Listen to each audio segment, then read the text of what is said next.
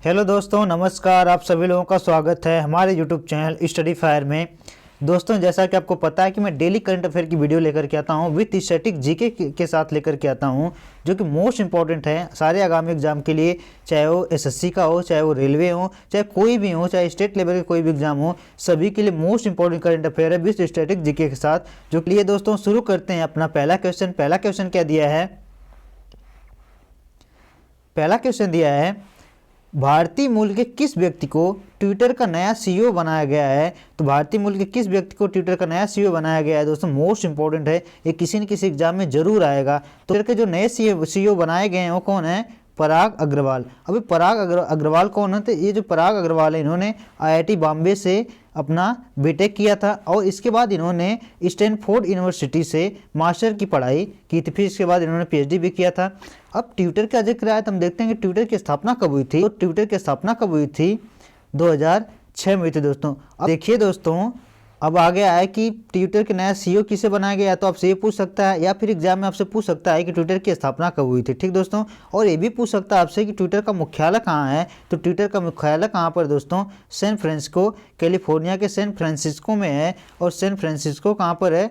USA में है दोस्तों। ठीक, अगला क्वेश्चन क्या है आपका, किसे इंटरपोल के अध्यक्ष के रूप में चुना गया है। तो इसका राइट आंसर क्या है दोस्तों? इसका राइट आंसर है यूएई के अहमद नासर अल रईसी को इंटरपोल के अध्यक्ष के रूप में चुना गया है दोस्तों। इंटरपोल आया है तो इंटरपोल का फुल फॉर्म क्या होता है? इंटरनेशनल पुलिस होता है। ठीक दोस्तों, अब इंटरपोल का जिक्र है तो हम देखते हैं कि इंटरपोल की स्थापना कब हुई थी। तो इंटरपोल की स्थापना हुई थी 1923 ईस्वी में। इंटरपोल का मुख्यालय कहाँ है? तो फ्रांस के लियोन्स में इंटरपोल का मुख्यालय है। इंटरपोल के जो महासचिव हैं वो कौन है? जुर्गन स्टॉक हैं। अब इंटरपोल के जो सदस्य हैं देश हैं वो कितने हैं? कुल 195 इंटरपोल के सदस्य देश हैं। अब इंटरपोल का आदर्श वाक्य है, तो इंटरपोल का एक आदर्श वाक्य क्या है? एक सुरक्षित दुनिया के लिए पुलिस को जोड़ना ही क्या है? इंटरपोल का एक आदर्श वाक्य है दोस्तों। ठीक, आगे चलते अपने अगले क्वेश्चन पर। अगला क्वेश्चन क्या दिया है, किसने Indian innings the journey of Indian cricket from 1947 पुस्तक को लिखा है। तो किसने लिखा है इस पुस्तक को? अजय मेमन ने इस पुस्तक को लिखा है दोस्तों। ठीक, अब चलिए अपना अगला क्वेश्चन देखते हैं। अगला क्वेश्चन क्या है? अगला क्वेश्चन है, मेरियन वेबस्टर डिक्शनरी ने किस शब्द को 2021 का वर्ड ऑफ द ईयर चुना है। तो किस शब्द को चुना है मेरियन वेबस्टर डिक्शनरी ने? तो वैक्सीन शब्द को 2021 का वर्ड ऑफ द ईयर चुना गया है। अगला क्वेश्चन है दोस्तों, पर्यटन को बढ़ावा देने के लिए जम्मू कश्मीर में किस महोत्सव का आयोजन किया गया है। तो किस महोत्सव का आयोजन किया गया है जम्मू कश्मीर में पर्यटन को बढ़ावा देने के लिए? तो अरबल महोत्सव का आयोजन किया गया दोस्तों। अब ये अरबल क्या है? तो अरबल जलप्रपात है जिसे जम्मू कश्मीर के नियाग्रा फॉल्स के रूप में भी जाना जाता है दोस्तों। मोस्ट इंपॉर्टेंट है, कभी भी आपसे पूछा जा सकता है कि जम्मू कश्मीर के किस जलप्रपात को नियाग्रा का जलप्रपात के रूप में जाना जाता है, तो आप क्या आंसर देंगे?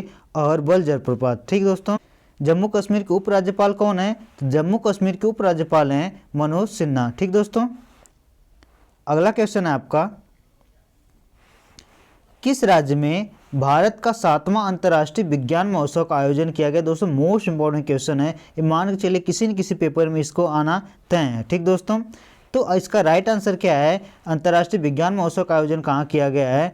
तो एक किया गया है गोवा के पणजी में दोस्तों। अब इसकी शुरुआत कब हुई थी? तो इसकी शुरुआत हुई थी वर्ष 2015 में दोस्तों। ठीक, अब आपका इसकी थीम देखते हैं कि इसकी थीम क्या थी। तो इसकी थीम थी समृद्ध भारत के लिए विज्ञान, प्रौद्योगिकी और नवाचार में रचनात्मकता का जश्न मनाना है, यही इसकी थीम है दोस्तों। ठीक, अब गोवा का जिक्र है तो देखते हैं गोवा के राज्यपाल कौन है। तो गोवा के राज्यपाल हैं पीएस श्रीधरन पिल्लई, गोवा के राज्यपाल हैं। गोवा राज्य की स्थापना कब हुई थी? तो गोवा राज्य की स्थापना हुई थी 1987 में। और गोवा राज्य के मुख्यमंत्री कौन है? तो गोवा राज्य के मुख्यमंत्री हैं प्रमोद सावंत। ठीक दोस्तों, अगला क्वेश्चन है, 2025 तक किस देश को दुनिया का पहला तैरता हुआ शहर मिलेगा? तो किस देश को दुनिया का तैरता हुआ शहर मिलेगा 2025 तक?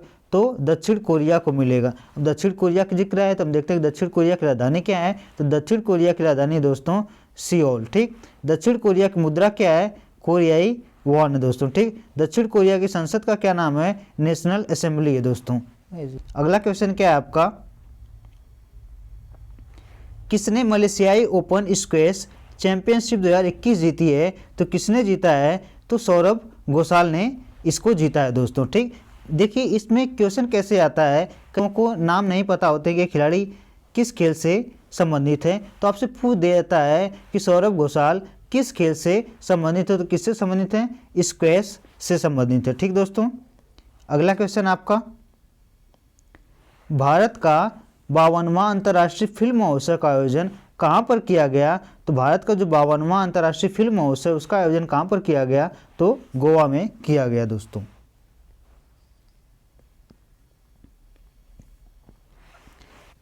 अगला क्वेश्चन है दोस्तों आपका, किसे केंद्रीय प्रत्यक्ष कर और सीमा शुल्क बोर्ड के नए अध्यक्ष के रूप में चुना गया है, तो किसे चुना गया है, विवेक जौहरी को चुना गया है इसका अध्यक्ष। ठीक दोस्तों, अब सीबीआईसी का जिक्र आया तो सीबीआईसी का हम देखते हैं स्थापना कब हुई थी, तो सीबीआईसी की स्थापना हुई थी 26 जनवरी 1944 में, और सीबीआईसी का मुख्यालय कहाँ पर है, तो इसका मुख्यालय है नई दिल्ली में दोस्तों। ठीक, अगला क्वेश्चन दोस्तों आपका, अगला क्वेश्चन क्या दिया है, किसके द्वारा पुनर्नवीकरणीय पीवीसी प्लास्टिक से बना भारत का पहला क्रेडिट कार्ड लॉन्च किया गया है, तो किसके द्वारा लॉन्च किया गया है, तो HSBC इंडिया के द्वारा लॉन्च किया गया है दोस्तों। ठीक, इसका मुख्य उद्देश्य है प्लास्टिक कचरे को कम करना। ठीक दोस्तों, तो अब देखते हैं HBC इंडिया की स्थापना कब हुई है, तो HBC इंडिया की स्थापना हुई थी 1853 में। HBC इंडिया का मुख्यालय कहाँ पर है, तो इसका मुख्यालय है महाराष्ट्र के मुंबई में दोस्तों। ठीक, तो दोस्तों आज के लिए इतना ही। आप सभी से रिक्वेस्ट है कि हमारे चैनल को शेयर, सब्सक्राइब और लाइक ज़रूर करें। तब तक के लिए बहुत बहुत धन्यवाद।